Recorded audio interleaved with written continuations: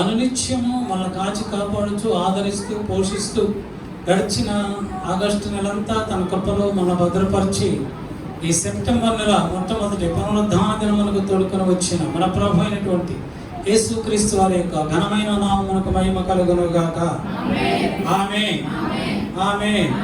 మన ప్రభు అయినటువంటి యేసుక్రీస్తు వారి ఘనమైన నామములో కూడి వచ్చినటువంటి మీ అందరికీ నా తరఫున, మా కుటుంబం తరఫున ప్రత్యేకమైనటువంటి వందనాలు తెలియజేస్తున్నాను. Praise the Lord. హల్లెలూయా. వాక్యమును శ్రద్ధగా ఆలకించండి. ఆ వాక్య ప్రకారం జీవించటానికి మీరు ప్రయత్నించండి. మీరు ప్రయత్నిస్తే దేవుడు మీ ప్రయత్నాన్ని సఫలం చేస్తాడు. Praise the lord. ముందుగా మనకు ఆసక్తి ఉండాలి. వాక్యమును వినాలనేటువంటి ఆసక్తి మనకు ఉన్నప్పుడు ఆ వాక్యాన్ని మనం సమృద్ధిగా మనం విని మన హృదయంలో దాన్ని భద్రపరుచుకుంటాం. ఎప్పుడైతే వాక్యము మన హృదయంలో భద్రపరచబడిందో ఆ వాక్యమే నిన్ను హెచ్చరిస్తూ ఉంటారు, ఆ వాక్యమే నిన్ను నడిపిస్తూ ఉంటారు. వాక్యము నడిపించినంత కాలము కూడా మనం ప్రభు సన్నిధికి దగ్గరవుతూ ఉంటాం, ప్రభుకి దగ్గరవుతూ ఉంటాం, ప్రభు మార్గంలో మనము నిత్యము నడుస్తూ ఉంటాం. ఆ వాక్యమే మనలో లేకపోతే, వాక్యమైనటువంటి యేసు ప్రభువే మనలో లేకపోతే మన ఇష్టం వచ్చినట్లుగా మన ఆలోచన ప్రకారమే మనము నడుస్తూ ఉంటాము. Praise the Lord. Hallelujah, hallelujah. జరిగిన ఒక సంఘటన గురించి మీకు చెప్తాను. ఈరోజు వాక్యం అదే, జాగ్రత్తగా గమనించండి. ఒక సహోదరి ఒక తల్లి గారు ఏజ్డ్ వయసే ఆవిడ మా దగ్గరకు వచ్చి ఆవిడ ఎప్పుడు కూడా ప్రార్థన చేయించుకుంటూ ఉండేది. అప్పుడప్పుడు వస్తుండేది మా ఇంటికి, ప్రార్థన చేయించుకుంటూ ఉండేది. ఆవిడకి టెన్షన్ ఎక్కువ. ఆవిడ అంటుంది, అయ్యగారు నాకు స్ట్రెస్ చాలా ఎక్కువగా ఉంది. ఎందుకమ్మా అంటే ఆమె అంటుంది, ఆమె ఏడుస్తుంది. ఆ కళ్ళల్లో నీళ్ళు ఆపుకోవాలని ప్రయత్నిస్తుంది కానీ అవి ఆగటం వల్ల అది ఏడుస్తూ చెప్తూ ఉంది. ఆమె చిన్న కుమారుడు, బాగా గమనించండి, ఆమె చిన్న కుమారుడు, ఆమెకు భర్త లేడు, ప్రభు నన్ను నిద్రించాడు. ఆ తల్లితో అంటున్నాడు, అమ్మా నా ఆస్తి నాకు పంచు, నా ఆస్తి నాకు పంచు, నువ్వు ఇవ్వాల్సిందే. మా అందరికి మా ఆస్తి, నా వాటా ఎంత వస్తుందో నా ఆస్తి నాకు పంచు. నేను ఇక్కడ ఉండను, నేను వెళ్ళిపోతాను, నేను దూర ప్రాంతానికి వెళ్ళిపోతాను, దూర దేశానికి వెళ్ళిపోతాను. ఆ దూర ప్రాంతానికి వెళ్ళి అక్కడ నేను వ్యాపారం చేసుకుంటాను, అక్కడ నేను డబ్బులు సంపాదించుకుంటాను. నా ఆస్తి నాకు ఇచ్చే, నేను అమ్మేసుకొని వెళ్ళిపోతాను. ఏమన్నాడు? ఆస్తి నాకు ఇచ్చే, నువ్వు ఇచ్చిన ఆస్తిని అమ్మేసుకొని నేను వెళ్ళిపోతాను, ఎక్కడికో వెళ్తాను, డబ్బు సంపాదించుకుంటాను, మీరు అక్కడికి రావద్దు. నేను ఎక్కడికి వెళ్తున్నానో, ఏ రాష్ట్రానికి వెళ్తున్నానో అక్కడికి మీరు రావద్దు. ఇక్కడున్న ఆస్తి అంతా అమ్మేసి, నా వాటా అంతా అమ్మేసి నేను అక్కడికి వెళ్ళి ఒక ఇల్లు కొనుక్కొని, ఒక ఫ్లాట్ కొనుక్కొని అక్కడ వ్యాపారం చేస్తాను, మీరు రావద్దు అంటున్నాడు. ఆ తల్లి అంటుంది గుండెలు బాదుకొని, నాయనా నిన్ను చిన్నప్పటి నుంచి ఎంతో గారాభంగా పెంచావురా, నువ్వు ఇక్కడే వ్యాపారం చేసుకో, నీకు ఎంత డబ్బు కావాలంటే డబ్బు తీసుకో, నువ్వు ఇక్కడే వ్యాపారం చేయను. నో, నేను చేయను. నీకేం తెలుసు? ఆ సిస్టర్ గారు కూడా, ఆ తల్లి గారు కూడా జాబ్ చేసి రిటైర్ అయ్యారు. నీకేం తెలుసు? నేను బాగా చదువుకున్నా, నేను నాకు తెలుసు అంతా. నీకేం తెలుసు? నువ్వు అలానే మాట్లాడతావు. నువ్వు నన్ను అభివృద్ధి చెందనివ్వడం లేదు, ఎదగనివ్వడం లేదు, సంపాదించుకోవడం నీకు ఇష్టం లేదు, నన్ను ఎదగనివ్వడంలా. అది కాదురా నాన్న, నువ్వు ఇక్కడే ఉండు, ఇక్కడే నువ్వేం చేయాలనుకోవడం ఇక్కడే చేసుకో, నీకేం డబ్బులు కావాలో నీకు ఇస్తాను, నేను ఎంత కావాలో అంత ఇస్తాను, నువ్వు మా ఎదుటనే ఉండు, ఇక్కడే చేసుకో. లేదమ్మా, నా ఆస్తి నాకు ఇచ్చి ప్రతిరోజు కొన్ని నెలల నుంచి ఇదే, నా ఆస్తి నాకు ఇచ్చే, నా వాటా నాకు ఇచ్చే, నేను అమ్మేసుకుంటా, నేను వెళ్ళిపోతా, నేను వ్యాపారం చేస్తాను. ఆ తల్లి ఆ వేదన భరాయించలేక అతని వాటను అతనికి రాసిచ్చి, ఒక ఫ్లాట్, కొంత డబ్బులు, అతని వాటను అతనికి రాసిచ్చి, అతను అంటాడు ఆ ఫ్లాట్ అమ్మేస్తాను. ఫ్లాట్ అమ్మేసుకొని దాని దగ్గర డబ్బులు తీసుకొని ఎక్కడికో వెళ్ళి అక్కడ ఫ్లాట్ కొనుక్కొని, లేదా ఇల్లు కొనుక్కొని అక్కడ వ్యాపారం చేసి అక్కడ సంపాదిస్తాను. వాళ్ళు అమ్మంటుంది, అయినా ఎక్కడికి వెళ్తున్నావురా, నేను కూడా వస్తా, అక్కడ ఎవరైనా నిన్ను నీ స్నేహితులు అంటున్నావు కదా, అతను అంటాడు నా స్నేహితులు అక్కడ ఉన్నారు, వాళ్ళతో వ్యాపారం చేస్తానంటే ఆ తల్లి అంటుంది, నేను కూడా వస్తాను నాన్న, నేను కూడా వస్తాను అక్కడికి. నువ్వు ఇల్లు కొంటానంటున్నావు కదా, ఆ ఇల్లు ఎలాగా ఉంది, ఎక్కడుంది, ఆ తర్వాత ఎప్పుడైనా రావడానికి చూడటానికి నేను వస్తాను, నీ స్నేహితులు కూడా చూస్తాను అంటే నువ్వు రావద్దు. నా స్నేహితులు ఉన్నారు, వాళ్ళు చాలా మంచి వాళ్ళు అని అక్కడ వ్యాపారం చేయడానికి అతను సిద్ధపడి తల్లి దగ్గర ఉన్నటువంటి ఆస్తి అంతా కూడా అమ్మేశాడు. బైబిల్ ఏం చెప్తుంది? యాకోబు రాసినటువంటి పత్రిక 4వ అధ్యాయం 13-15 వచ్చాను చదవండి. యాకోబు రాసినటువంటి పత్రిక 4వ అధ్యాయం. నేడైనను రేపైనను ఒకానొక పట్టణమునకు వెళ్ళి అక్కడ 1 సంవత్సరం ఉండి వ్యాపారము చేసి లాభము సంపాదించము రండని చెప్పుకున్న వారలారా, రేపేమి సంభవించునో మీకు తెలియదు. మీ జీవమేపాటిది, మీరు కొంతసేపు కనబడి అంతలో మాయమైపోవు ఆవిరి వంటి వారే. కనుక ప్రభువు చిత్తమైతే మనము బ్రతికి ఉండి ఇది అది చేతుమని చెప్పుకొనవలేను. ఇప్పుడైతే మీరు మీ డంబముల యందు అతిశయపడుచున్నారు. చాలు, ప్రైజ్ ది లార్డ్. ఇప్పుడైతే మీరు మీ డంబముల యందు అతిశయపడుచున్నారు. ఏమనుకున్నాడు? నేడైనా రేపైనా ఒకనొక దినమున ఒకనొక దేశం వెళ్ళి, పట్టణం వెళ్ళి అక్కడ 1 సంవత్సరం ఉండి వ్యాపారము చేసి డబ్బులు సంపాదించుకుందాం అనుకుంటున్నాడు. అయితే ప్రభు అంటున్నాడు, రేపేమి సంభవించనో మీకు తెలియదు. రేపేమి సంభవిస్తాదో మీకు తెలియదు. మీ జీవం ఏపాటిది, కొంచెం సేపు కనిపించేంతలో మాయమైపోవు ఆవిరి వంటిదే. మీరు మీ డంబముల యందు అతిశయపడుచున్నారు. నీకున్న జ్ఞానం బట్టి అతిశయపడుచున్నారు. నీకున్న తెలివితేటలు బట్టి అతిశయపడుచున్నారు. ఆ సహోదరుడు ఏమంటున్నాడు? నీకేమీ తెలియదు, నేను ఎంతో చదువుకున్నా, నాకు ఎన్నో డిగ్రీలు ఉన్నాయి, నీకున్న తెలివితేటల కన్నా నాకున్న తెలివితేటలు ఎక్కువ, నేను జ్ఞానవంతుడిని అని తనకున్న జ్ఞానమును బట్టి అతిశయిస్తూ ఉన్నాడు. తన తల్లికి ఏమీ తెలియదు అంటున్నాడు. నీకేమీ తెలియదు, నువ్వు అలానే మాట్లాడతావు, నాకంతా తెలుసు. ప్రభు అంటున్నాడు, నీకేం తెలుసు, నీకేమీ తెలియదు, రేపేమి సంభవిస్తుందో నీకు తెలియదు. నీకున్న ఆస్తంతముగా వెళ్ళిపోతాను అంటున్నావు. అది పోయిన తర్వాత నీ పరిస్థితి, నీ స్నేహితులు నిన్ను ఆదరిస్తారా? Praise the lord. లోకాసు వార్త 15వ అధ్యాయం 11-16 వచనాల్లో రాయబడుతుంది.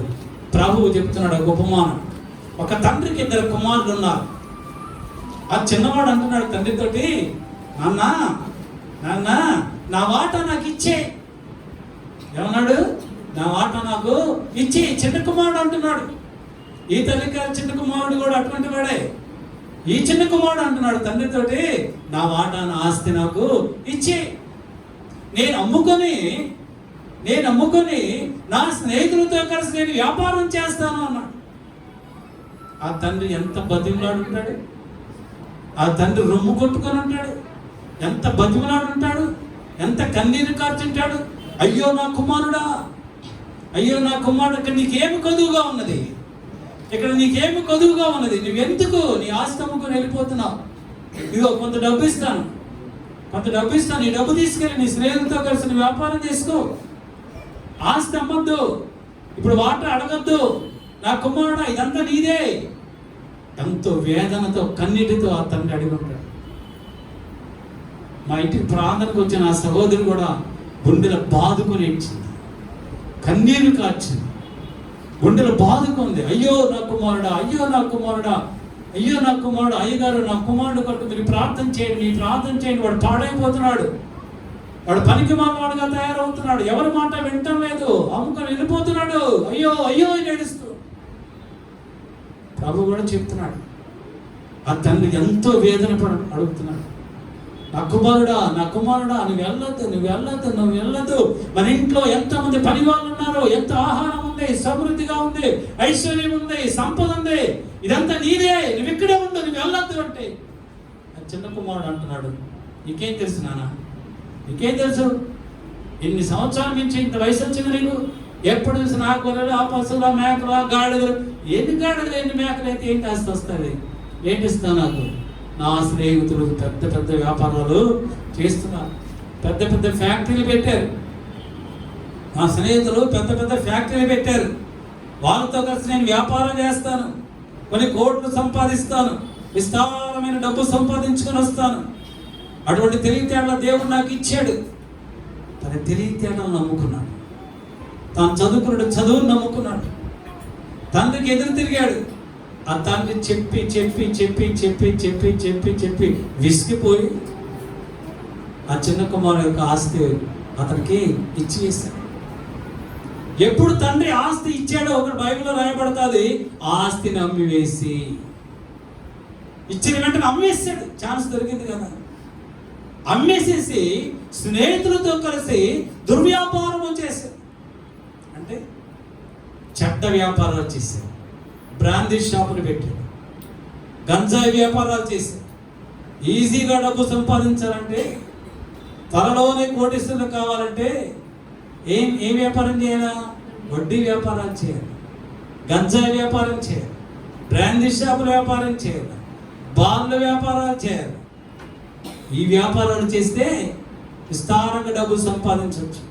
స్నేహితులతో కలిసి మనం ఎటువంటి స్నేహితులతో సహవాసం చేస్తున్నాం? రైసలా మన స్నేహితులు ఎలాగా ఉన్నారు? చెడ్డవారిగా ఉన్నారా? చెడ్డ పనులు చేసేవారుగా ఉన్నారా? మంచి పనులు చేసేవారుగా ఉన్నారా? నువ్వు ఎవరితో సహవాసం చేస్తున్నావు? నువ్వు ఎవరితో సహవాసం చేస్తున్నావు?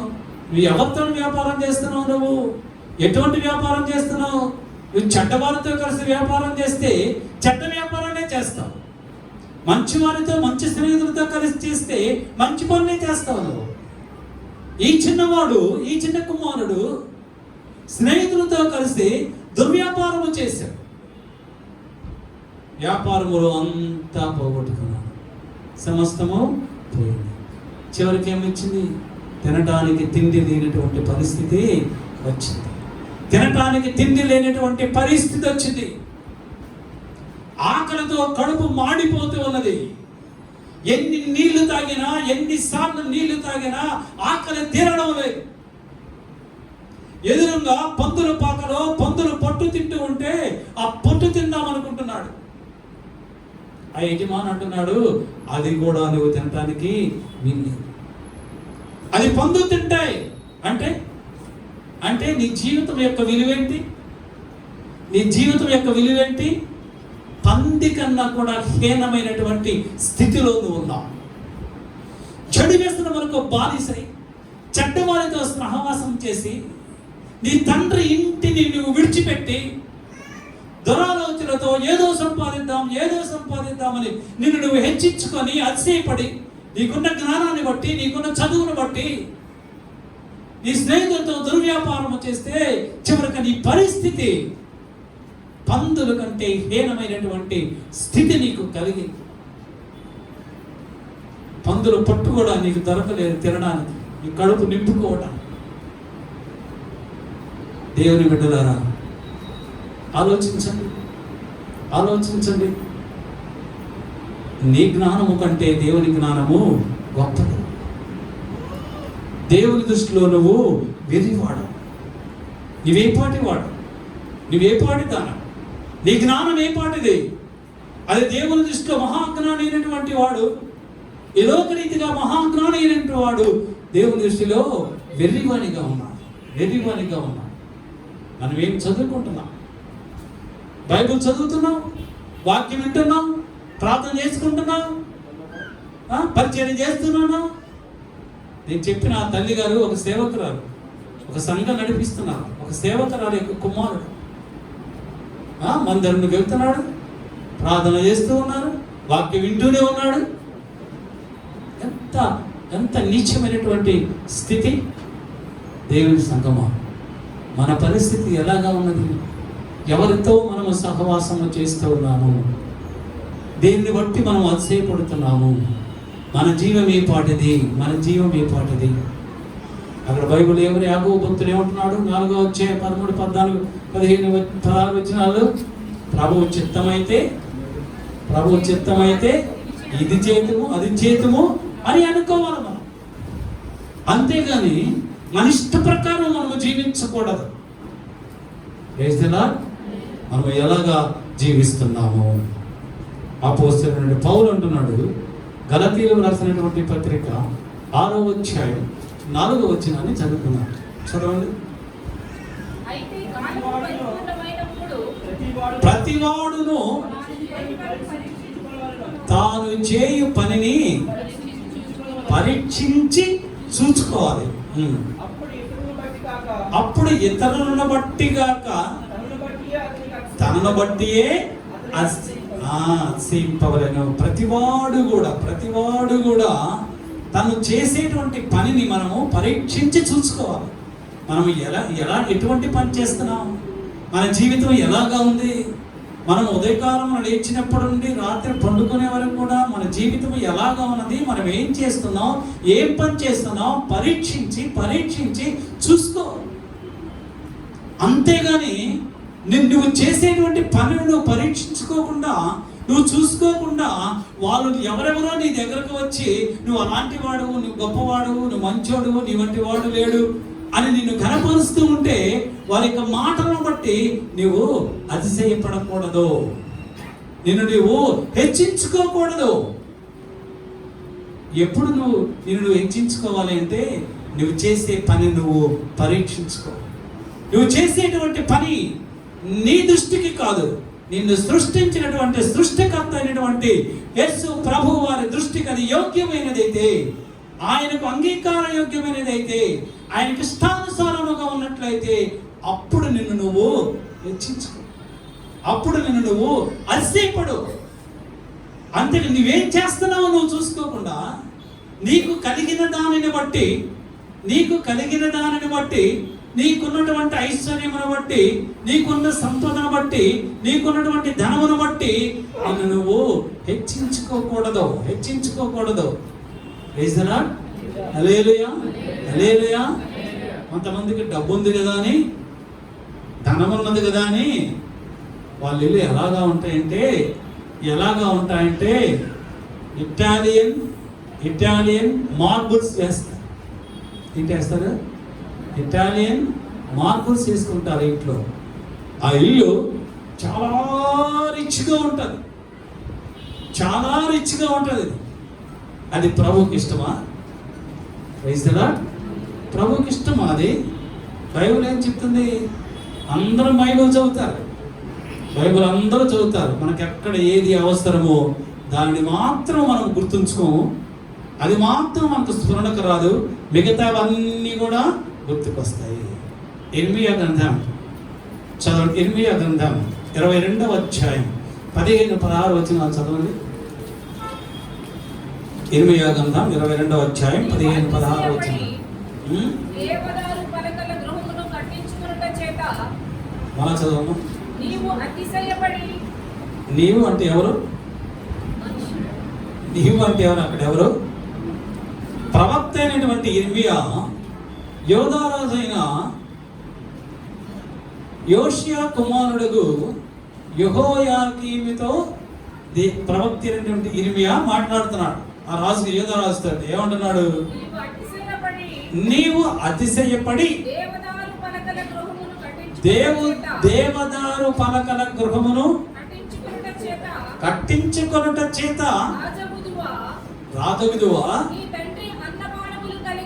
నీ తండ్రి అన్నపానములు కలిగి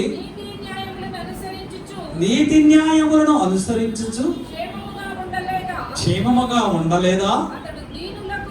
అతడు దీనులకును దరిద్రులకును న్యాయము తీర్చుచు సుఖముగా బ్రతికెను. అలాగున చేయుటయే చాలు, అలాగున చేయుటయే నన్ను తెలుసుకొనుట కాదా? దేవుడైన యెహోవా ప్రవక్త అయినటువంటి ఇర్మియాను పంపించి యోధారాజు అయినటువంటి యెహోయాకీముతో మాట్లాడుతున్నాడు. రాజుగారు, మీరు దేవదారు పలకలతో మీ భవనములు నిర్మించుకుంటేనే రాజవుతారా? విస్తారమైనటువంటి లగ్జరీతో ఇల్లు కట్టుకుంటేనే అది ఇల్లా? ప్రైజలా, అది నాకు ఇష్టమా? మరి నాకేది ఇష్టము? నీ తండ్రి నా ఎదుట ఎలాగ ప్రవర్తించాడు? నీ తండ్రి అయినటువంటి యోషియా నా ఎదుట ఎలాగా ప్రవర్తించాడు? చదవండి. 2వ దినవృత్తాంతముల గ్రంథం 34వ అధ్యాయం 2వ వచనం. 2 Chronicles 34:2. స్పీడ్ గా. హోషియా యెహోవా దృష్టికి నీతిని అనుసరించుచు కుడికైనను ఎడమకైనను తిరగక తన పితరులైన దావీదు చూపిన ప్రవర్తనకు సరిగా ప్రవర్తించెను. ప్రైజ్ ది లార్డ్, హల్లెలూయా. యెహోయాకీము తండ్రి అయినటువంటి యోషియా ఎలాగా ప్రవర్తించాడు? దేవుని దృష్టికి నీతిని జరిగించుచు ప్రవర్తించాడు. తన పితరుడైనటువంటి దావీదు యెహోవా దృష్టికి ఏ విధముగా యథార్థముగా ప్రవర్తించాడో అలాగా ప్రవర్తించాడు నీ తండ్రి. మరి నీవైతే దేవదారు పలకలతో ఇల్లు కట్టుకుంటేనే రాజు అవుతావా? నువ్వు దీనులకు ఎవరైతే సహాయం చేస్తాడో, దీనుల ఎడల ఎవరైతే కనికరము చూపిస్తారో, ఎవరైతే దీనుల ఎడల నీతిని న్యాయమును జరిగిస్తారో అటువంటి వారే నాకు ఇష్టమైన వారు. ఓ యోధారాజా, నిన్ను నువ్వు పరీక్షించుకో. నువ్వు చేసినటువంటి క్రియలు పరీక్షించుకో. నీ తండ్రి చేసినటువంటి క్రియలు ఏంటి? నువ్వు చేస్తున్న పని ఏంటి? నీ తండ్రి అయితే నీ పితరుల దేవుడైనటువంటి యెహోవాకి ఇష్టానుసారముగా జీవించాడు. నువ్వు అలాగా జీవించడం మానివేసి నీకు ఇష్టానుసారముగా నిన్ను నీవు సంతోషించుకోవటానికి, హెచ్చించుకోవటానికి నీ యొక్క గృహాన్ని నువ్వు నిర్మించుకొనిచున్నావు. సంగమా, మనం అందరము కూడా మనం పరీక్షించుకోవాలి. మనం ఏ విధంగా జీవిస్తున్నామో పరీక్షించుకోవాలి. దేవుడు ఆయన కృపా కనికరములను బట్టి, ఆయన బహు వాత్సల్యతల రాగములను బట్టి నిన్ను నన్ను ఉన్నతమైనటువంటి స్థితిలో ఉంచుతున్నాడు. మనకు కావలసినటువంటి ప్రతి అవసరత ఆయన తీరుస్తూ సమృద్ధిలో నుండి సర్వ సమృద్ధిలోనికి నడిపిస్తూ ఉన్నారు. మనకు కావలసినటువంటి ఐశ్వర్యము కంటే మరి ఎక్కువ ఐశ్వర్యము దేవుడు మనకి అనుగ్రహిస్తున్నాడు. Praise the lord. అందుని బట్టి నిన్ను నీవు తగ్గించుకొని నీ దేవుడైనటువంటి ప్రభువును నువ్వు ఘనపరచాలా.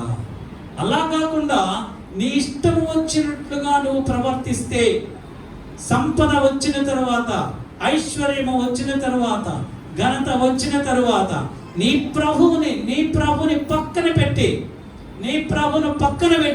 నీ ఆలోచన ప్రకారము నువ్వు నడిస్తే దేవుని యొక్క కోపము నీ మీదకి వస్తుంది. హల్లెలూయా, హల్లెలూయా. 2వ దినవృత్తాంతముల గ్రంథం 18వ అధ్యాయం 1వ వచనములో ఒక రాజుగారు ఉన్నారు. తనకు ఐశ్వర్యమును ఘనతయు అధికముగా కలిగిన తరువాత యెహోషాపాతు ఆహాబుతో వియ్యముందెను. హల్లెలూయా, హల్లెలూయా. యెహోషువాపాతు యెహోవా దృష్టికి యథార్థవంతునిగా జీవించాడు. యెహోవా దృష్టికి నీతివంతుడుగా, యథార్థవంతుడుగా, ఇష్టానుసారముగా జీవించినటువంటి రాజు ఇప్పుడు ఏం చేస్తున్నాడు? తనకు ఐశ్వర్యము ఘనతయు అధికముగా కలిగిన తరువాత, అంటే దేవుడు నిన్ను ఉంచవలసినటువంటి స్థితిలోనే కాకుండా మరి ఉన్నతమైనటువంటి స్థితి నీకు ఇచ్చిన తరువాత, నీకున్నటువంటి అర్హతను బట్టి కాక ఇంకను శ్రేష్టమైనటువంటి జాబ్స్ నీకు అనుగ్రహించిన తరువాత, సంపద నీకు అనుగ్రహించిన తరువాత ఏం చేశాడు యెహోషువాపాతు? ఆహాబుతో వియ్యమందెను. ఆహాబు ఎవరు? ఇజ్రాయేలు రాజు. ఆహాబు ఎవరు? విగ్రహారాధికుడు, అన్యుడు, విగ్రహారాధికుడు.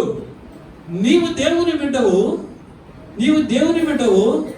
దేవుడు నిన్ను ఆశీర్వదించాడు, అభివృద్ధిపరిచాడు, అధికమైనటువంటి సంపదనిచ్చాడు, ఐశ్వర్యమునిచ్చాడు, ఘనతనిచ్చాడు. ఏ శత్రువుకి నీ మీద అధికారం ఇవ్వలేదు. అటువంటి నీవు ఆశీర్వదింపబడిన తరువాత విగ్రహారాధికుడు, అన్యుడైనటువంటి ఇజ్రాయేలు రాజుతో బియ్యమందాడు.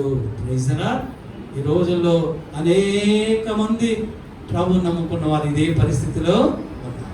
వారికి కలిగినటువంటి ఐశ్వర్యమును బట్టి, దేవుడు వారికి ఇచ్చిన ఉద్యోగాలను బట్టి, వారి వ్యాపార అభివృద్ధిని బట్టి, అభివృద్ధి చెందిన తర్వాత, మంచి ఉద్యోగం వచ్చిన తర్వాత, పిల్లలు మంచిగా చదువుకున్న తర్వాత, వారందరికీ మంచి ఉద్యోగాలు వచ్చిన తర్వాత, అప్పుడు వాళ్ళు ఏం చేస్తున్నారంటే ప్రభువును పక్కన పెట్టి పర్వాలేదులే అని పక్కన పెట్టేసి విగ్రహారాధికులతో బియ్య పొందుతున్నారు. అన్యులతో వివాహములు చేసుకొనుచున్నారు. అన్యులతో వివాహములు చేసుకొనుచున్నారు. Praise the Lord. ఎట్లా చెప్పాలి? మీరు చెప్పగలరా? మీరు చెప్పతే మీరు ఇష్టపడుతున్నారా? మీ పిల్లలకు అన్యుల నుంచి వివాహం చేయాలని అనుకుంటున్నారా? మీరు మనస్సులో కూడా అనుకోకండి. Praise the lord. ఆలోచనలు కూడా రానివ్వద్దు. చదవండి 19వ అధ్యాయం 2వ వచనం. దీర్ఘదర్శి అయిన హనానీ కుమారుడగు యెహూ అతనిని ఎదుర్కొని పోయి రాజైన యెహోషువాపాతుకు ఇలాగు ప్రకటన చేసెను. నువ్వు ఎవరికి సహాయం చేస్తున్నావు? భక్తిహీనులకు సహాయము చేసి యెహోవా శత్రువులకు స్నేహితుడవైతివి కదా. అందువలన యెహోవా సన్నిధి నుండి కోపము నీ మీదికి వచ్చును. Praise the lord. ఎంత భయంకరమైన పరిస్థితి అండి. ఓ యెహోషువాపాతు, నీవు భక్తిహీనులకు సహాయము చేశావు. ఎవరికి మనం సహాయం చేస్తున్నాం? బాగా గమనించండి. దేవుని బిడ్డలమైన మనము దేవుని బిడ్డలకు సహాయం చేయాలి. భక్తిహీనులు అంటే విగ్రహారాధికులు. వారికి ఎందుకు నువ్వు సహాయం చేస్తావు? యెహోషువాపాతు ఏం చేశాడు? ఆహాబుతో ఏముంది? ఆహాబుతో కలిసి సిరియా రాజు మీదకి యుద్ధానికి వెళ్ళాడు. సిరియా రాజు యెహోషువాపాతుని ఆహాబును కొని చంపబోతే ఆ క్షణంలో యెహోషువాపాతు, దేవా యెహోవా నన్ను కనికరించు, నన్ను కాపాడని ప్రార్థన చేశాడు రథం మీద ఉండి. వెంటనే ఆకాశమందున ఉండి దేవుడు యెహోషువాపాతు ప్రార్థన ఆలకించి అక్కడున్న సైన్యంతో వాళ్ళు అంటున్నారు, ఈ ఇజ్రాయెల్ రాజు కాదు, ఆహాబు కాదు, వదిలేయండి అని వదిలేస్తారు. అంటే శత్రువులు నీకు ఏం చేశారు? ప్రాణభిక్ష పెట్టారు. ఎవరి వలన? నీ దేవుడి వలన. నువ్వు ఎంత చెడ్డ పనులు చేసినా, ఎంత భక్తిహీనులకు సహాయం చేసినా, నీ దేవుడు ఒకసారి నిన్ను హెచ్చరిస్తున్నాడు. యెహోషువాపాతుని హెచ్చరించాడు. నువ్వు పాపం చేసావు, ఇట్స్ ఎ సిన్. విగ్రహారాధికులతో బియ్యం పొందడం అనేది పాపము. నువ్వు పాపం చేసావు కనుక ప్రాణ భయం నీకు కలిగింది. అయితే నేను నీకు తోడై ఉన్నాను కనుక ప్రాణ భయముల నుంచి నిన్ను విడిపించాను.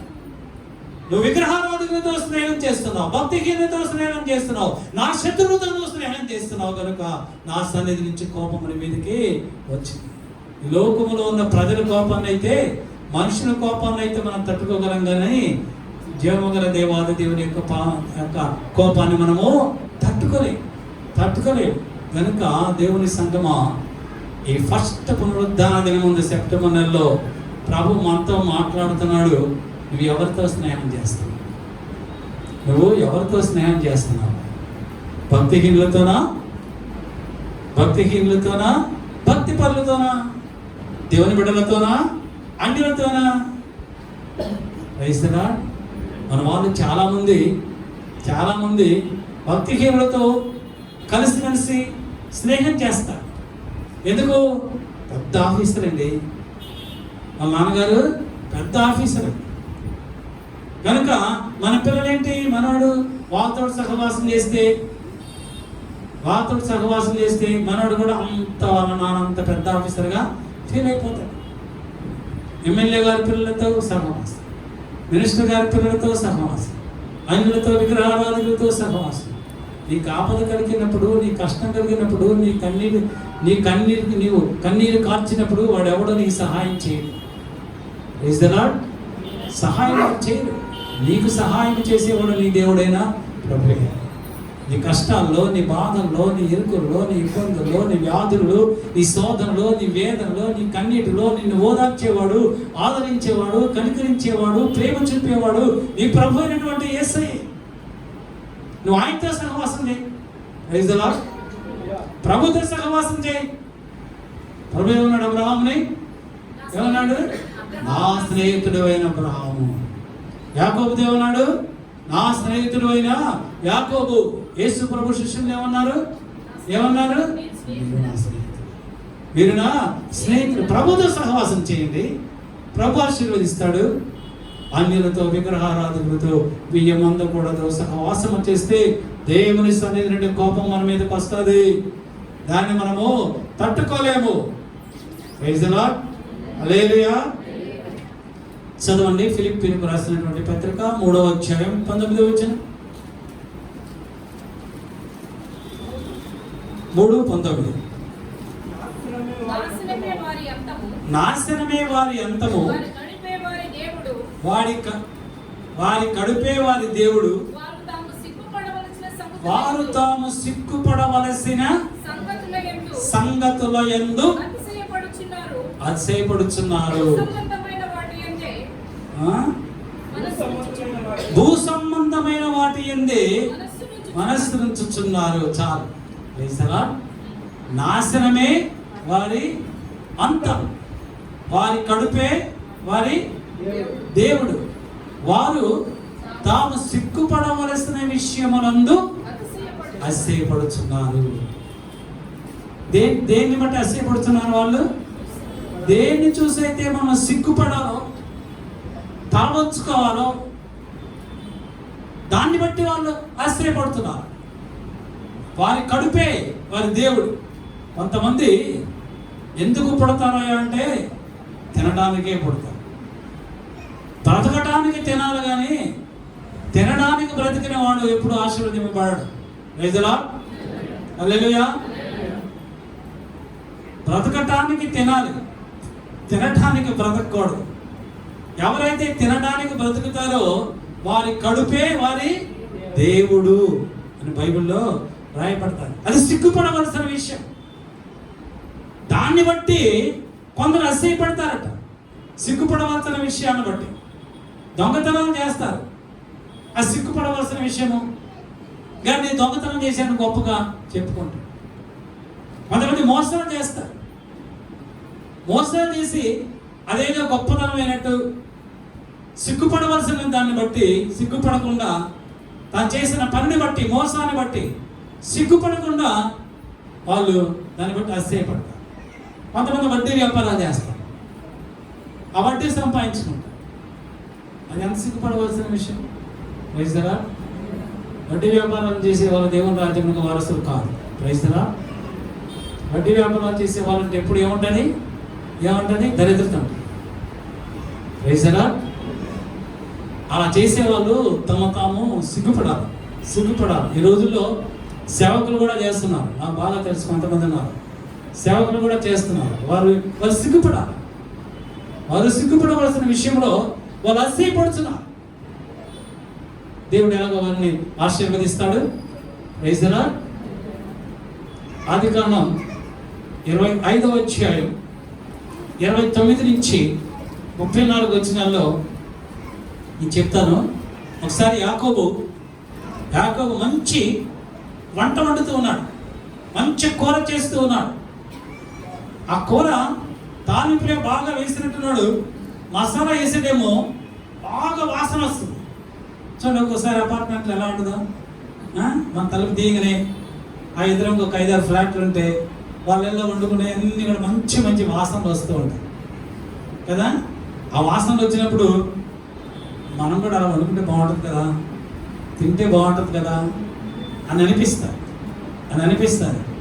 కానీ దేవుని బిడ్డలకు అలాగా అనిపించుకోవాలి.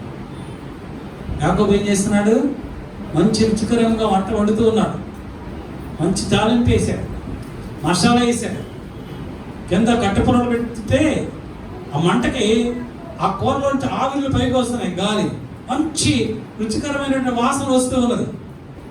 అప్పుడే ఆ వేటకెళ్ళి ఏసావు పరుగున వస్తూ ఉన్నాడు. బాగా ఆకలి అవుతుంది ఏసావుకి. ఒక జంతువు కూడా దొరకలేదు. భోజన టైం అయిపోయింది. పరుగున వస్తున్నాడు. అలా వస్తూ ఉంటే మంచి వాసన వచ్చింది. ఆ వాసన పీల్చి, బా ఎంత రుచిగా ఉంది, ఎడబోదు, చచ్చిపోయినా పర్లేదు, ఆ కూర తింటే బాగుంటుంది. చచ్చిపోయినా పర్లేదు, ప్రాణం పోయినా పర్లేదు, ఆ కూర తిని చచ్చిపోతే బాగుంటుంది. అంత రుచిగా చేస్తున్నాడు యాకోబు.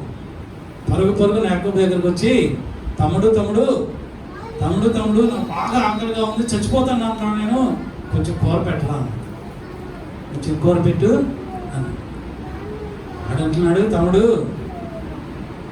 బాగా ఆలోచించుకొని, నువ్వు మన ఇద్దరమ్మ తల్లి, మన అమ్మ గర్భంలో నుంచి వచ్చేటప్పుడు నేను ముందు రావాలనుకుంటే నన్ను నెట్టేసిన ముందు వచ్చావు కదా. ఇప్పుడు నాకు ఛాన్స్ వచ్చింది. నాకు ఏమొచ్చింది? అవకాశం వచ్చింది. ఈ అవకాశం బాగా ఉపయోగపెట్టుకుంటాను. సరే, నీకు కూర పెడతాను, నేను చేసేటప్పుడు ఒక నాకు ఇచ్చి అమ్మి ఇవ్వ, మళ్ళా అమ్ము అంటే ఒకసారి కొనుక్కున్న తర్వాత దాని మీద మనకి హక్కు వస్తుంది. ఇస్తే ఇప్పుడు ఇచ్చేసాము, మళ్ళీ దాన్ని మనం తీసుకోవచ్చు. ఇచ్చేసింది మళ్ళీ మనం తీసుకోవచ్చు. కానీ అమ్మేస్తే తీసుకునే హక్కు లేదు. నాకు గొప్ప తెలియగలడు. ఏమన్నాడు? నీ చేసేటప్పుడు నాకు అమ్మి, అప్పుడు నీకు కూర పెడతాను అన్నాడు. అప్పుడు ఏసారు ఏం చేశాడు? ఎదల ప్రాణం పోతిపోయింది. ఈ జ్యేష్ఠత్వం ఏంటిది? ఇది ఏమైనా పదార్థమా, నిండా బంగారమా, లేదా వజ్రాలా, మరగతాలా, మాణిక్యాలా? పోతిపోయింది. తీసుకో అన్నాడు. తీసుకో అంటే కుదరదు అన్నయ్య, నువ్వు వాగ్దానం చేయి, నువ్వు ప్రమాణం చేయి, నువ్వు వాగ్దానం చేస్తేనే అన్నాడు. అప్పుడు ఏసావు తమ్ముడికి వాగ్దానం చేసి తన దేశపు హక్కుని ఆమె వేశాడు. అప్పుడు యాకోబు ఏం చేశాడు? భోజనము పెట్టాడు, రొట్టె కూర ఇచ్చాడు. శుభ్రంగా తినేసి వెళ్ళిపోయాడు. అంతే, వెళ్ళిపోయాడు. ఆ జ్యేష్ఠత్వ హక్కు అంటే ఏంటి? దానివల్ల ఎన్ని ప్రయోజనాలు ఉంటాయి, ఎన్ని దీవెనలు ఉంటాయి, ఎన్ని ఆశీర్వాదాలు ఉంటాయి. దేవుడు నన్ను ఎందుకు పెద్ద కొడుకు పుట్టించాడు, ఇవన్నీ ఏమి కూడా తెలియదు.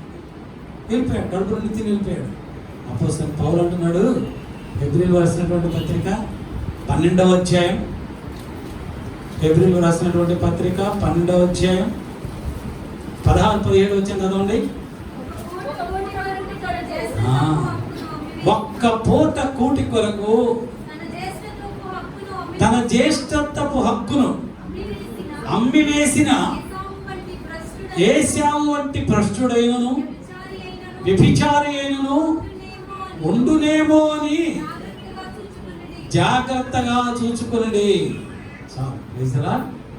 ఒక్క పూట కూటి కొరకు, అంత కూర కొరకు తన జ్యేష్ఠత్వ హక్కునే అమ్మి వేసుకుని భ్రష్టుడైపోయాడు, వ్యభిచారి అయిపోయాడు.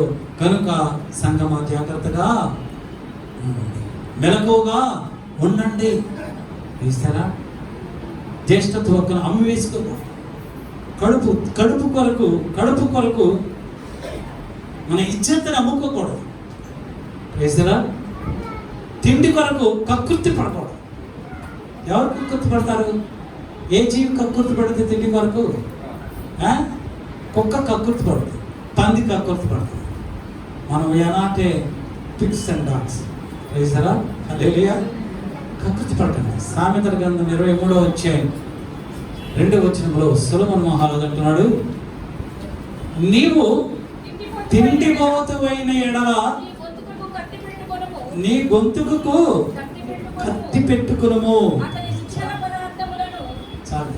నువ్వు తిండిపోతైతే ఈ గొంతుకి కత్తి పెట్టుకు. ఇక్కడ కత్తి పెట్టుకున్నావు అనుకో, అప్పుడు భయం పెరుగుతుంది. ఎక్కడ తెగిపోద్దు. మనిషికి తిండి కంటే కూడా ప్రాణం ఇంపార్టెంట్ కదా. అందుకని ఈ ప్రాణాన్ని గొంతుని కాపాడుకోవడానికి తింటాం మానేస్తాం. అందుకని సొలొమోను అంటున్నాడు, ఒకవేళ నువ్వు తిండిపోతూ అయితే కత్తిని మెడ మీద పెట్టుకుంటే, కత్తిని గొంతు మీద పెట్టుకుంటే నువ్వు తింటాం మానేస్తావు. 21వ వచనం చదవండి. త్రాగుబోతులను తిండిపోతులను దరిద్రులవుదురు. చాలు. రైజరా. నువ్వు త్రాగుబోతుడివి, నువ్వు తిండిపోతాడివి అయితే చివరికి నీ పరిస్థితి ఏమవుతుందంటే నువ్వు దరిద్రుడు అవుతావు. నీ ఆస్తంతా పోయి అడుక్కునేటువంటి పరిస్థితికి నువ్వు వస్తావు. దేవుని సంగమా, అపోస్తలుడు పౌలు అంటున్నాడు, రోమీయులకు రాసినటువంటి పత్రిక 14వ అధ్యాయం 17వ వచనంలో అపోస్తలుడు పౌలు అంటున్నాడు, దేవుని రాజ్యము భోజనమును పానమును కాదు గాని నీతియు సమాధానమును పరిశుద్ధాత్మయందరి ఆనందమునై ఉన్నది. నీవు తిండిపోతువైతే, నువ్వు త్రాగుబోతువైతే నీవు దేవుని రాజ్యములో ప్రవేశించలేవు. దేవుని రాజ్యములో ప్రవేశించడానికి నువ్వు అనర్హుడివి. దేవుని సన్నిధిలో నిలవబడుటకు నీవు అనర్హుడివి.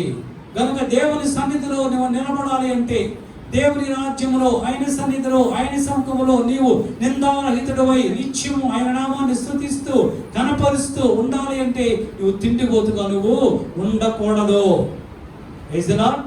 హల్లెలూయా. ప్రభు అంటున్నారు మత్తయి సువార్త 6వ అధ్యాయం 26వ అధ్యాయం 31వ వచనం చదవండి.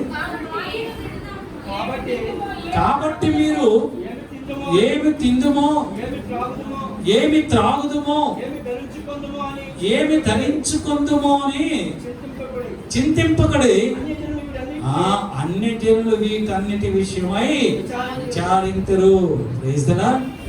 ఎవరు తిండిపోతూ అన్ని ఉంటారు విగ్రహారాధికులు. వాళ్ళు దేని వలద్దామా, ఏది వండుకున్నామా, ఏది తిందామా అని వాళ్ళు ఆలోచిస్తారు. దేవుని బిడ్డలమైన మనము ఆలోచించకూడదు. Praise the Lord. ఏమి తిందుమా, ఏమి త్రాగుదుమా, ఏమి ధరించుకుందుమా అని మీరు ఆలోచించవద్దు అని చింతించద్దు, బాధపడద్దు.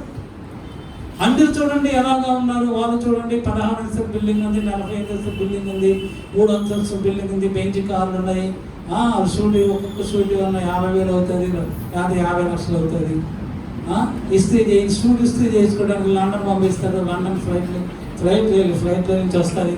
ఏంటి కోట్ ఇస్త్రీ చేయడానికి, కోట్ ఇస్త్రీ చేసుకోవడానికి ఇండియా నుంచి లండన్ పంపించి ఫ్లైట్లో, సొంత ఫ్లైట్లో మళ్ళీ అది లండన్లో ఐరన్ చేసిన తర్వాత మళ్ళీ ఇండియా వచ్చి వేసుకుంటాం.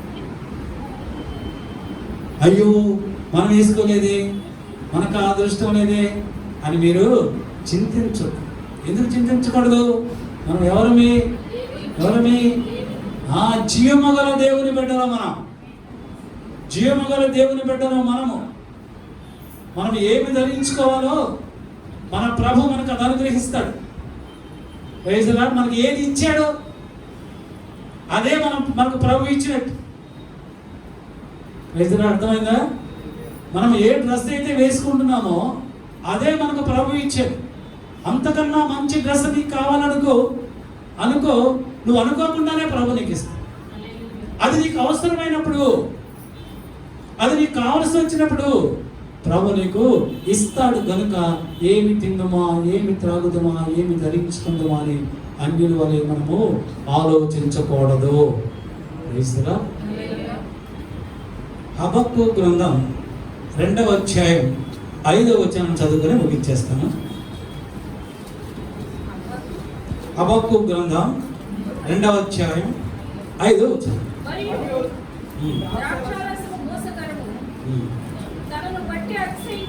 తనను బట్టి అతిశయించువాడు నిలువడు. చాలు. హబక్కూ ప్రవక్త అంటున్నాడు, తనను బట్టి అతిశయించువాడు నిలువడు. తనను బట్టి తనకున్నటువంటి జ్ఞానమును బట్టి, తనకున్నటువంటి బలమును బట్టి, తనకున్నటువంటి ఐశ్వర్యమును బట్టి, తనకున్నటువంటి సౌందర్యాన్ని బట్టి, తనకున్నటువంటి సంపదను బట్టి ఎవరైతే అతిశయిస్తారో వాడు నిలువడు. వాడు నిలువడు అంటే వాడు మధ్యలోనే పోతాడు. ఏమవుతాడు? మధ్యలో పోతాడు. అంటే అర్ధాయుష్యం ఉండదు, వాడికి దీర్ఘాయుష్యం ఉండదు. అటువంటి వాళ్ళకి మధ్యలోనే పోతాడు, మధ్యలో వస్తాడు, మధ్యలోనే పోతాడు. ఎందుకు? తన దేవుడు తనకి ఇచ్చిన దానిని బట్టి దేవుణ్ణి మహింపరచకుండా తను తాను మహింపరుచుకుంటున్నాడు కనుక. చదవండి సమూయేలు మొదటి గ్రంథం 17వ అధ్యాయం 43-44 వచనాల్లో ఫిలిష్తీయుడైనటువంటి గొల్లియాతు తనకున్నటువంటి బలాన్ని బట్టి, తనకున్నటువంటి శక్తిని బట్టి, తనకున్నటువంటి శౌర్యాన్ని బట్టి బాలుడైనటువంటి దావీదుని తిరస్కరిస్తాడు. బాలుడైనటువంటి దావీదుని తిరస్కరిస్తున్నాడు. ఏమంటున్నాడు? ఏంటి కర్ర తీసుకొని వస్తున్నావే,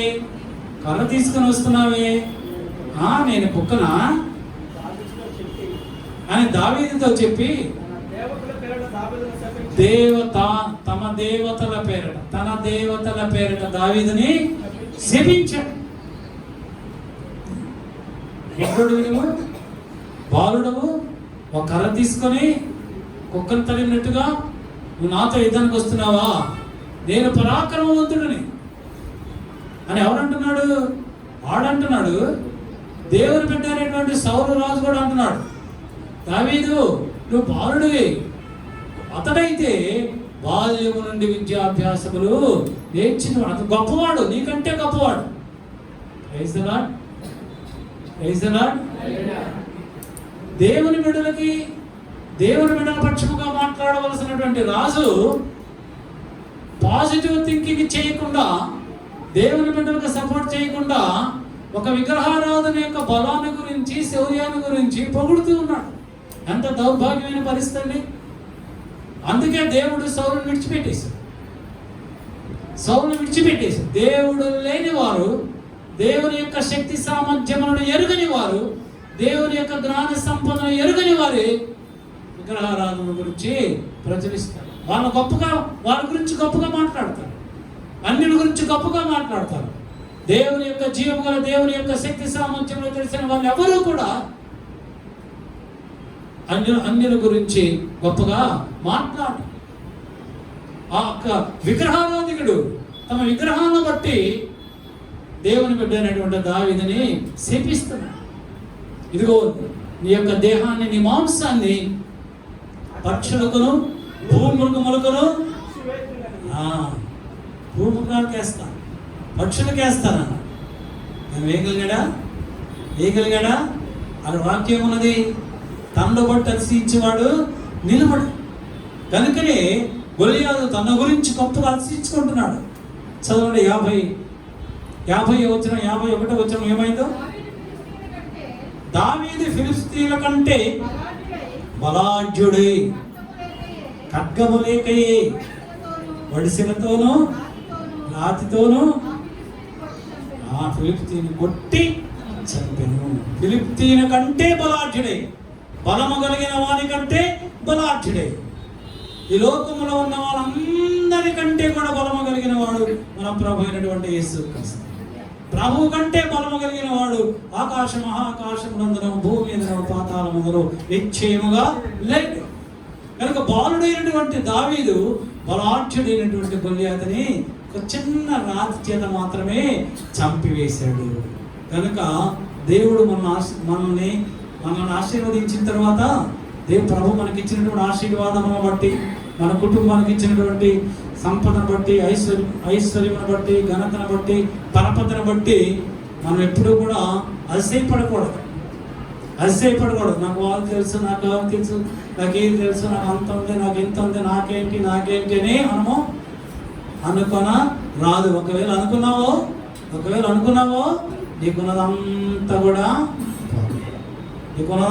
కూడా ప్రభు తీసుకుని వెళ్ళిపోతాడు. ఎంత గొప్పవాడివైనా నేను ఏ పాటి వాడను, నేను ఎంతటి వాడు. అపోస్తల కార్యములు 7వ అధ్యాయంలో స్టెఫెన్ అంటున్నాడు 22వ వచనంలో మోషేని గురించి చెప్తున్నాడు. 7:22 మోషే ఐగుప్తీయుల సకల విద్యలను అభ్యసించి ఆ మాటల యందును కార్యముల యందును ప్రవీణుడై ఉండెను. అలాగన్నాడు మోషే ఐగుప్తీయుల యొక్క సకల విద్యలందును ప్రావీణ్యత కలిగి ఉన్నాడు, మరియు మాట నేర్పగలిగిన వాడు, చాతుర్యము కలిగిన వాడు, అంత శక్తివంతుడై ఉండి, మాట నేర్పరై ఉండి, ప్రభు సన్నిధిలో ప్రభుతో అంటున్నాడు. నిర్గమకాండం 4వ అధ్యాయం 10వ వచనంలో, నేను మాట నేర్పరని కాను ప్రభువా, నేను నోటి మాంద్యము నాలుగు మాంద్యమును కలిగిన వాడు, నాకు సరిగ్గా మాట్లాడటం రాదు అని ప్రభు సన్నిధిలో తను తాను తగ్గించుకున్నాడు. తాను బలాఢ్యుడే, శక్తివంతుడే, వాక్చాతుర్యము కలిగిన వాడే, మాట నేర్పరి కలిగిన వాడే, గాని ప్రభు సన్నిధిలో తను తాను తగ్గించుకున్నాడు. కనుక ఎవరిని బట్టి మనం ఆశ్రయించాలి? 34వ కీర్తన 2వ వచనంలో చదువుకున్నాము. దావీదు అంటున్నాడు, యెహోవాను బట్టి నేను ఆశ్రయించుచున్నాను. వేస్తారా? యెహోవాను బట్టి నేను ఆశ్రయించుచున్నాను. నీ సృష్టికర్త అయినటువంటి నీ ప్రభును బట్టి నువ్వు అతిశయించాలి. నీకు జన్మనిచ్చినటువంటి నీ ప్రభును బట్టి నువ్వు అతిశయించాలా. నీ తల్లి గర్భము నుండి కూడా ఇప్పటి వరకు నిన్ను కాచి కాపాడుతూ, ఆదరిస్తూ, పోషిస్తూ, నడిపిస్తున్నటువంటి నీ దేవుని బట్టి నువ్వు అతిశయించాలా. నీకు ఇచ్చినటువంటి జ్ఞానమును, ఎవరైతే నీకు జ్ఞానమును ఇచ్చారో ఆయన యందు నువ్వు అతిశయించాలి. ఎవరైతే నేను అనుక్షణము కాచి కాపాడుతున్నారో ఆయనను బట్టి నువ్వు అతిశయించాలి. నిత్యము ఎవరు నీకు తోడైండి ఏ ప్రమాదమును నీకు సంభవింపకుండా కాపాడుతున్నారో ఆయనను బట్టి నువ్వు అతిశయించాలా. నీ దేవుని బట్టి అతిశయించాలి. యేసు ప్రభుని బట్టి అతిశయించాలి. నీ దేవుడైనటువంటి యెహోవాను బట్టి అతిశయించాలి. పౌలు అంటున్నాడు నేను నా ప్రభువునందే నేను అతిశయిస్తున్నాను. నీకు బలహీనత కలిగిందని, నీకు ఆరోగ్యం బాగాలేదని, లేకపోతే నీకు నష్టం వచ్చిందని, నీకు ఒంట్లో బాగాలేదని, నింద కలిగిందని, అవమానం కలిగిందని నువ్వు ప్రభు నుంచి దూరం కాకూడదు. అపోస్తలుడైన పౌలు అంటున్నాడు, నా బలహీనతలో ఎంతే నేను అతిశయించుచున్నాను. కొరింథీయులకు రాసినటువంటి 2వ పత్రిక 12వ అధ్యాయం 9వ వచనంలో, క్రీస్తు శక్తి నా మీద నిలిచియుండు నిమిత్తము విశేషముగా నా బలహీనతల యందే సంతోషముగా ఆశయపడుతున్నాను. నా బలహీనతల యందు నేను ఆశయపడుతున్నాను. ఎందుకంటే ఎప్పుడైతే నా బలహీనతల యందు నేను ఆశయపడతానో అప్పుడే నా దేవుని యొక్క శక్తి నా మీదకి వస్తుంది. నా దేవుని యొక్క శక్తిని నేను అనుభవిస్తాను. ఆయన శక్తి ఏ విధముగా ఉంటుందో, నా బలహీనతలో నుండి నన్ను ఏ శక్తి విడిపిస్తాదో, ఆ శక్తి ప్రభావం ఎలాగా ఉంటుందో, అది ఎవరు పంపించారో దానిని సంతోషముగా అనుభవించడం కొరకు నా బలహీనతను బట్టి నేను ఆశ్రయిస్తాను. వేస్తారా? హల్లెలూయా, హల్లెలూయా. 5 విషయాలు నేను మీకు చెప్పాను. మొట్టమొదటిదిగా మన జీవం ఏపాటిది? మనం ఎంతటి వారు? ప్రభువు చిత్తమైతే ఇది చేస్తాము, అది చేస్తాము అని మనం అనుకొని అలాగా మనము చేయాలి. రెండవది ఏం చెప్పాను మీకు? Praise the lord. ప్రతివాడు కూడా తాను చేస్తున్నటువంటి పనిని పరీక్షించుకోవాలి. ప్రతివాడు తాను చేస్తున్నటువంటి పనిని పరీక్షించుకొని ఆ యొక్క పనిని బట్టి నువ్వు అతిశయపడాలి. మూడవదిగా భోజనము గురించి నేను చెప్పాను. భోజనము గురించి. బ్రతకటానికి తినాలి, కానీ తినటానికి బ్రతికితే దేవుడు నీకు ఇచ్చినటువంటి ఏషావుకు దేవుడు ఇచ్చినటువంటి ఆ యొక్క జ్యేష్ఠత్వపు హక్కు అనేటువంటి అమూల్యమైనటువంటి ఆ దీవెన్ని, ఆశీర్వాదాన్ని ఒక్క పూట కూటి కొరకు ఏ విధముగా పోగొట్టుకున్నాడో అదే విధముగా మనము పోగొట్టుకో తిండి మీద ఆశ పెట్టుకోకుండా, ఆ తిండిని అనుగ్రహించేవాడు దేవుని మీద నువ్వు ఆశ పెట్టుకుని నువ్వు జీవించాలి. 4వదిగా నిన్ను బట్టి నువ్వు అసహించకూడదు. 5వదిగా మన బలహీనతలు ఏంది, మనము అసహిస్తే దేవుడు ఆయన యొక్క శక్తిని మనకి అనుగ్రహిస్తాడు. ఈ వాక్యములన్నీ కూడా, ఈ మాటలన్నీ విన్నటువంటి మీరు మీ హృదయములో భద్రపరచుకోండి, వాక్య ప్రకారము జీవించండి. ప్రభు మిమ్మల్ని ఈ సెప్టెంబర్ నెల అంతయు కాచి కాపాడి ఆదరించి పోషిస్తూ ఉంటాడు. అటువంటి దీవెన ఆశీర్వాదం ప్రభు మీకు సమృద్ధిగా అనుగ్రహించను గాక. ఆమేన్, ఆమేన్. తల వంచని ప్రార్థనిస్తున్నాను. మహాపరిశుద్ధుడు, మహాఖండుగా మా ప్రభువా, మా యేసయ్య, ఆగస్టు నెలంతా నీ కృపలో మమ్మల్ని భద్రపరిచి నీ కాపుదల దయచేసి ఈ సెప్టెంబర్ నెల మొట్టమొదటి పునరుద్ధానమందు ఆయన ఈ సన్నిధానములకు మమ్మల్ని తోడుకుని వచ్చి నీ నామమును స్తుతించి కనపరచడానికి నీవు ఇచ్చిన కృప బట్టి మీకు స్తోత్రాలు. నీ దాసుని మీరు నిలవబెట్టి, మీరు అభిషేకించి, నీ దాసుని ముఖాంతరం నుండి మీరు మాట్లాడినటువంటి అతి శ్రేష్టమైనటువంటి లేఖనమును బట్టి మీకు స్తోత్రాలు. ఇదిగో నీ బిడ్డల ప్రభావం, నీ వాక్యమును సమృద్ధిగా వినియున్నారు. విన్న వాక్యమును వారి హృదయంలో భద్రపరిచి వాక్య ప్రకారం జీవించేటువంటి శ్రేష్టమైనటువంటి కృప వారికి అనుగ్రహించి ఈ నెలంతా కాచి కాపాడి ఆదరించి పోషించి మీరు ఈ సకల ఘనత మహిమ ప్రభావంలో పొందుకున్నామని యేసుక్రీస్తు అతి శ్రేష్టమైన నామమును బట్టి అడుగుతూ వేడుకను పొందిన నామము మా పరలోకపు పరమ తండ్రి. ఆమేన్, ఆమేన్.